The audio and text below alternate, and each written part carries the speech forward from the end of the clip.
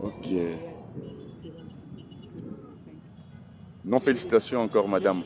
Madame, dans le cadre de la cérémonie de prix, de la remise de prix au lauréat Excellencia, qu'est-ce que la population congolaise peut retenir par rapport à cette grande joie que vous avez dans les cœurs? En tout cas, nous avons vraiment été honorés ici. Et aujourd'hui, Excellencia n'est pas seulement une initiative, mais plus une initiative de Maman Denise qui, en toute humilité, elle a dit, moi je veux m'effacer. Vous voyez les enfants, moi je m'efface. Vous voyez ces enfants-là. Et aujourd'hui, c'est le gouvernement congolais, c'est la première édition. Officiellement, maintenant, c'est le gouvernement congolais qui va prendre en charge nos enfants, pour récompenser l'excellence. Alors nous encourageons tous les enfants, en tout cas, à travailler bien. Nous faisons confiance. Il y a des enfants qui travaillent très bien, pour 80%, et on est admis à la bourse d'excellence. Ça ne suffit pas. Il faut maintenant passer un test organisé par l'excellence. Et avec ce test-là, il faut avoir au moins 70%. Avec 70%, il y a des bourses, il y a pour le pays d'abord, en RDC, on peut avoir une bourse en RDC, et au Maroc, puis en France. Mais à partir de 77%, c'est la France. Étant parent que vous êtes, quel message lancerez-vous aux autres parents qui doivent vraiment s'impliquer pour l'éducation de leurs enfants? Oui, je demande aux parents de s'impliquer, d'encadrer les enfants. Et d'encadrer les enfants, voilà le prix aujourd'hui que nous récoltons. Moi, je m'appelle ma fille, c'est moi qui l'ai supplié d'aller dormir. C'est moi qui l'ai supplié. Tout le monde est témoin, je l'ai supplié, ça suffit pour eux. Mais il disait que non, il y a un chapitre que je n'ai pas fini. Ok. Elle est jusqu'au bout, elle ne voulait rien lâcher. Voilà, elle a été remerciée. Nous remercions les Seigneurs d'abord. Merci beaucoup, madame.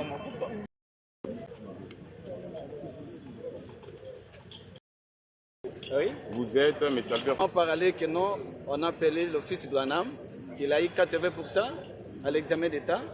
Moi je disais, mais nous les villageois d'ici, est-ce qu'on peut aller à Kinshasa, on peut faire quelque chose? L'éducation centrale. Et encore dans l'école, la reconnaissance l'éducation centrale. J'ai dit, bon, je dois toujours prier Dieu, si Dieu peut accepter. Quand je suis venu, j'ai vu la réalité. Ce n'était pas ça que les gens disaient que non, vous partez perdre l'État inutilement parce que là-bas, il y a des gens qui ont de l'argent, qui vont financer de l'autre côté. Ça, c'était du mensonge. C'est la tête de l'enfant qui compte. Lorsque je suis venu avec l'enfant, ils sont venus pour faire le concours que l'enfant a eu 78. Les autres ont eu 90, 80, 85, 81. Mais l'enfant a eu 78. On me dit que ton enfant doit partir en France. J'ai dit, mais ce n'est pas possible. Est-ce que c'est la vérité? J'ai demandé plusieurs fois. Je suis parti jusqu'au niveau de la fondation. Quand j'ai demandé là-bas, on dit, monsieur, Dieu t'a privilégié, ton enfant va partir étudier dans le compte du gouvernement. C'est sans que moi j'ai dit aux autres que non, ce n'est pas du mensonge. Ce n'est pas de corrompre, comme les gens disent que les Congolais, ce sont des gens qui aiment la corruption. Ça, c'est la tête de l'enfant qui compte. C'est à cela que je peux dire à d'autres enfants, d'autres amis, qu'ils puissent faire étudier les enfants. Avant, il dit forme, on va réussir pour que les enfants puissent partir ailleurs étudier. Auriez-vous un dernier message à lancer à l'égard du chef de l'État et la première dame par rapport à cette initiative? Je remercie le chef de l'État. En tout cas, vraiment, si c'était pour moi, il peut rester même encore 15 ans pour nous aider encore plus. Parce que c'est la toute première fois de voir ça dans notre pays, le Congo. Okay. Merci beaucoup, monsieur. Merci. Commencez par vous présenter, s'il vous plaît. Je m'appelle Mohamed Issalé Ayumba.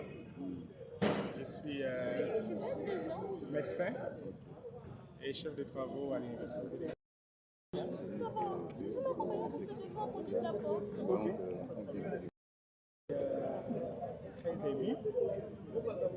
Très ému parce que exactement il s'agit de l'excellence.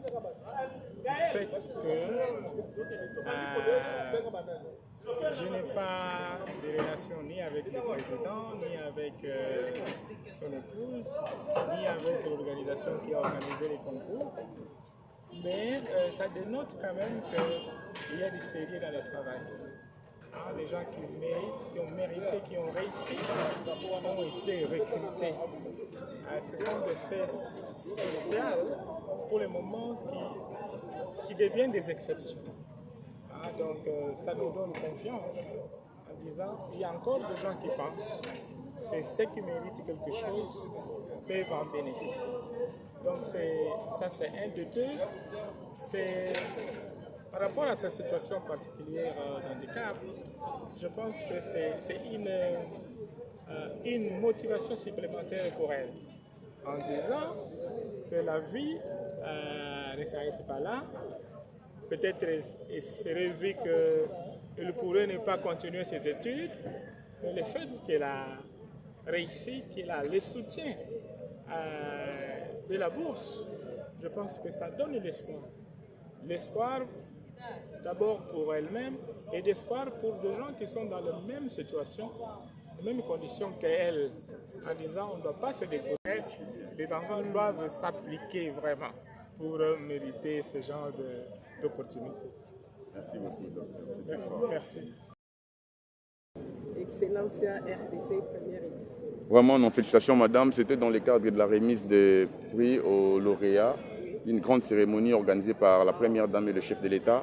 Et votre impression par rapport à la participation et à ces grands trophées que l'enfant vient de gagner, celui de cette bourse, il doit lui amener à étudier à l'étranger pour le bien-être du pays et de la famille. Oui, je dirais un grand merci parce que je ressens vraiment un sentiment de joie et surtout de fierté. Voir ma fille obtenir cette bourse Excellencia RTC et surtout que c'est le programme national à sa première édition, c'est une fierté pour nous les parents. Voilà pourquoi je dis un grand merci aux organisateurs et surtout un grand merci à la première dame, Madame Denise Nyakero-Tshisekedi. Et j'encourage les parents à soutenir leurs enfants, à poursuivre les études. Et pour les élèves, je dirais, inspirez-vous de ces modèles, travaillez durement, et ce n'est que le résultat d'un bon travail et surtout de la motivation et de l'engagement déterminé. Merci beaucoup, madame. C'était fort. Je remercie d'abord la première dame qui, par son initiative personnelle, à travers sa fondation, avait voulu aider les élèves finalistes, les distinguer. Et aujourd'hui, ça a vraiment de l'ampleur au point que c'est devenu une affaire nationale. C'est devenu une affaire du gouvernement qui aide vraiment nos enfants, nos enfants intelligents à prospérer. Oui. Auriez-vous un message à lancer aux élèves du Nord et Sud Kivu par rapport à ces efforts qu'ils doivent fournir pour bénéficier aussi de ces excellencias, l'initiative de la première dame? Oui, je peux leur dire de ne pas désespérer et que le gouvernement ne les a pas oubliés. Et un message, c'est de leur demander de fournir beaucoup plus d'efforts, étant donné que c'est là qu'ils vont se distinguer, ils se